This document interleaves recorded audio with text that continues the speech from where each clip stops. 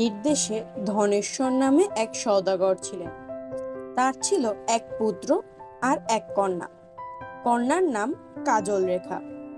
10 বছরে পা দিতেই কন্যার আর রূপ ধরে না। কাজল রেখার বয়স যখন 10 বছর, তখন তার ছোট ভাই রত্নেশ্বরের বয়স 4 বছর। ধনেশ্বরের ছিল জুয়া খেলার অভ্যাস। জুয়া খেলতে গিয়ে একসময় তার সব ধন সম্পদ হারিয়ে যায়। সওদাগরীর 12 ডিঙা ভরা ধন দৌলত সব ফুরিয়ে যায়। ফকির হয়ে সে দেশে দেশে ঘুরতে থাকে। অর্থাভাবে সে তার 10 বছরের কন্যা কাজল রেখাকে বিয়ে দিতেও পারে না। তখন এক সন্ন্যাসী এসে ধনেশ্বরকে একটি সুখ পাখি এবং একটি মূল্যবান আংটি দিয়ে বলে, এই সুখ পাখির কথা মতো কাজ করলে সে তার সব ধন সম্পদ ফিরে পাবে। সুখ পাখির কথা মতো কাজ করে সওদাগর তার সব হারানো সম্পদ ফিরে পেল। এদিকে কাজল রেখা 11 বছরে পা দিয়েছে। তার বিয়ে নিয়ে সওদাগর অস্থির হয়ে উঠল এবং সুখ পাখির কাছে কাজল রেখার ভবিষ্যৎ জানতে চায়। সুখ পাখি জানায় তার কপালে দুঃখ আছে। এই মেয়ের যার সাথে বিয়ে হবে সে একজন মৃত ব্যক্তি, তাই মেয়েকে ঘরে না রেখে বনবাসে পাঠানো দরকার। সব শুনে ধনেশ্বর বিলাপ করতে থাকে, কিন্তু কোনো উপায় নেই। সুখ পাখির কথা মান্য করা তার জন্য অপরিহার্য। ধনেশ্বর একটা নৌকা নিয়ে কাজল রেখাকে সহ বাণিজ্যের উদ্দেশ্যে বের হয়। নৌকা যখন গভীর জঙ্গলের মধ্যে প্রবেশ করে, কাজল রেখার মনে তখন সন্দেহ জাগে। এদিকে কাজল রেখার জল পিপাসা হয়। জঙ্গলের মধ্যে একটি ভাঙা মন্দিরের পাশে নৌকা রেখে তার বাবা ধনেশ্বর জলের সন্ধান করতে থাকে। মন্দির দেখে কাজল রেখার বড়ই কৌতূহল জাগে। সে মন্দিরের দরজায় হাত দিলেই দরজাটি খুলে যায়। কাজল রেখা মন্দিরে প্রবেশ করার পরই আবার মন্দিরের দরজাটি বন্ধ হয়ে যায়। অনেক চেষ্টা করেও কাজল রেখা দরজা খুলতে পারে না। ধনেশ্বর জল নিয়ে এসে মেয়েকে না দেখে ডাকাডাকি করতে থাকে। কাজল রেখা মন্দিরের ভেতর থেকে বাবার ডাকে সাড়া দেয়, কিন্তু সে মন্দির থেকে বের হতে পারে না। মন্দিরের ভেতর আটকে পড়ে। কাজল রেখার বাবা ধনেশ্বরও অনেক চেষ্টা করে দরজা খুলতে পারে না। দরজা ভাঙার চেষ্টা করেও সে ব্যর্থ হয়। কাজল রেখার বাবা জানতে চায় ভেতরে সে কি দেখছে। কাইন্দা কাজল রেখা বাপের আগে কয়, এক আছে মৃত কুমার সেজে শুইয়া রয়। মৃত কুমারের সারা দেহে সূচ ফুটানো এবং তার মাথার পাশে দিনরাত ঘিয়ে ভেজা বাতি জ্বলছে। ধনেশ্বর বুঝতে পারে সুখ পাখি তাকে এই কথাই বলেছিল। সওদাগর বলে, সওদাগর ডাইকে কয়, ও পরাণের ঝি, তোমার কপালে দুঃখ, আমি করবাম কি? ধনেশ্বর জানিয়ে দেয় ওই মৃত কুমারই হবে তার স্বামী। বনের মধ্যে মৃত মানুষের পাশে কাজল রেখাকে ফেলে আসতে তার বাবার বুক ফেটে যায়। কিন্তু অসহায় পিতা নিরুপায় হয়ে ওইখানেই কাজল রেখাকে ফেলে আসে। এক সময় সেই মন্দিরে এক সন্ন্যাসীর আগমন ঘটে এবং সন্ন্যাসীর ছোঁয়ায় মন্দিরের দরজাটি খুলে যায়। কাজল রেখা সন্ন্যাসীর পা ধরে কাঁদতে থাকে। সন্ন্যাসী তাকে অভয় দিয়ে বলে, মৃত কুমার একজন রাজার ছেলে। তার গায়ে যে সূচ ফুটানো আছে সেগুলো তুলে তার দেয়া গাছের পাতার রস রাজকুমারের চোখে মেখে দিলেই তিনি প্রাণ ফিরে পাবেন। সন্ন্যাসী সাবধান করে আরো বলেন, কোনোভাবেই রাজকুমারের কাছে নিজের পরিচয় দেয়া যাবে না, তাহলে রাজকুমার মারা যাবে। প্রয়োজনে সুখ পাখি তার পরিচয় তুলে ধরবে, তবু নিজ থেকে পরিচয় দেওয়া যাবে না। এ বলে সন্ন্যাসী মন্দির ত্যাগ করে। কাজল রেখা সন্ন্যাসীর কথা মতো 7 দিন 7 রাত ঘরে বসে মৃত রাজকুমারের সূচ খুলতে থাকে। এই 7 দিন তার গোসল করা হয়নি, তাই চোখের সূচটি খোলার আগে কাজল রেখা পুকুর ঘাটে স্নান করতে যায়। সেখানে স্নান করার সময় এক লোক কাজল রেখার কাছে পেটের দায়ে তার 13-14 বছরের মেয়েকে বিক্রির প্রস্তাব দেয়। মেয়েটিকে কাজল রেখা তার হাতের কঙ্কনের বিনিময়ে কিনে নেয় এবং নাম রাখে কঙ্কন দাসী। কাজল রেখা সরল বিশ্বাসে কঙ্কন দাসীকে বলে, মন্দিরে এক মৃত রাজকুমার আছে, তার চোখের সূচ খুলে পাতার রস দিলে সে প্রাণ ফিরে পাবে। কাজল রেখা কঙ্কন দাসীকে মন্দিরে গিয়ে পাতার রস ঠিকঠাক করে রাখতে বলে, কিন্তু কঙ্কন দাসী মন্দিরে ঢুকেই রাজকুমারের চোখের সূচ খুলে পাতার রস দিলেই রাজকুমার জেগে ওঠে। ঠিক সেই মুহূর্তেই স্নান সেরে কাজল রেখা মন্দিরে প্রবেশ করে। কাজল রেখাকে কাজল রেখাকে দেখে রাজকুমার তার পরিচয় জানতে চায়। কঙ্কন দাসী মিথ্যা করে বলে, কঙ্কনই কিনেছি ধাই, নাম কঙ্কন দাসী। সন্ন্যাসী কাজল রেখাকে নিজের পরিচয় দিতে বারণ করায় কঙ্কন দাসীর এই প্রতারণাও কাজল রেখা নিজের পরিচয় গোপন রাখে। এভাবে কঙ্কন দাসী হয়ে যায় রানী, আর কাজল রেখা হয়ে যায় তার দাসী।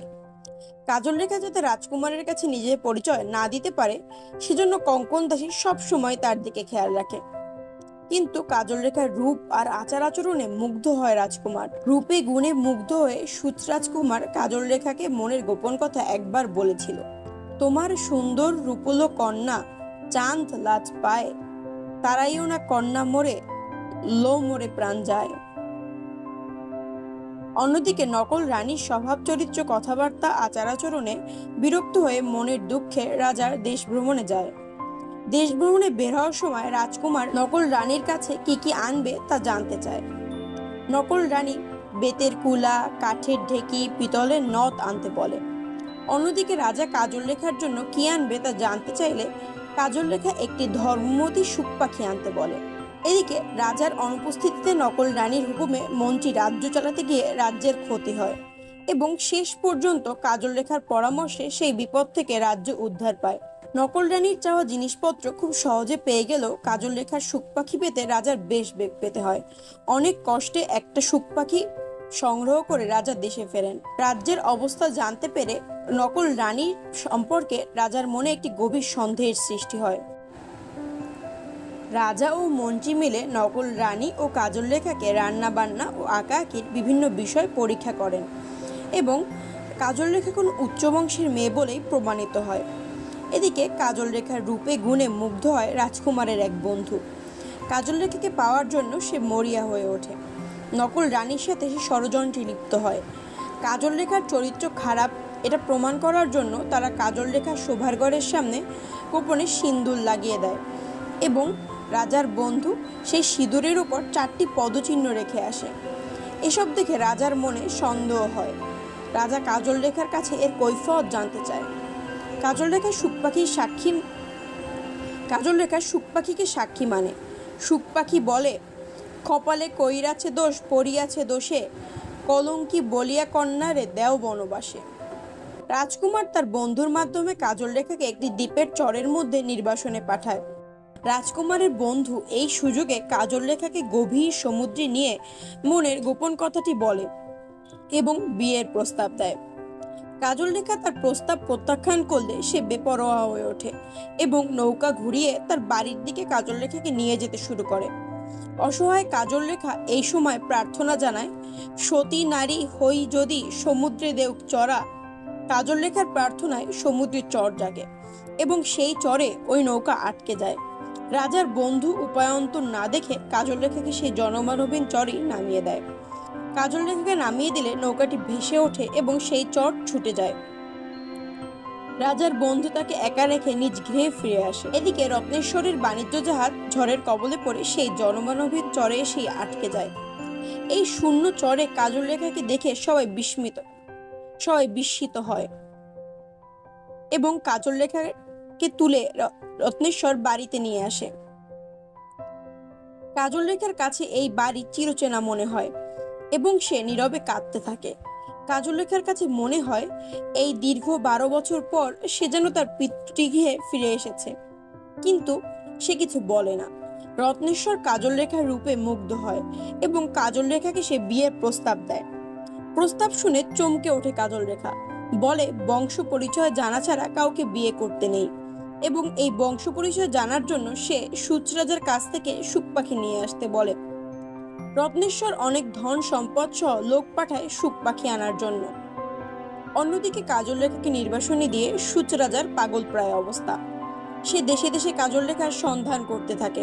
রত্নেশ্বরের ধন সম্পদ ভর্তি নৌকা সহ রাজার দেশে পৌঁছালে ধন সম্পদের লোভে কঙ্কন দাসী সুখ পাখিটি তাদের কাছে বিক্রি করে দেয়।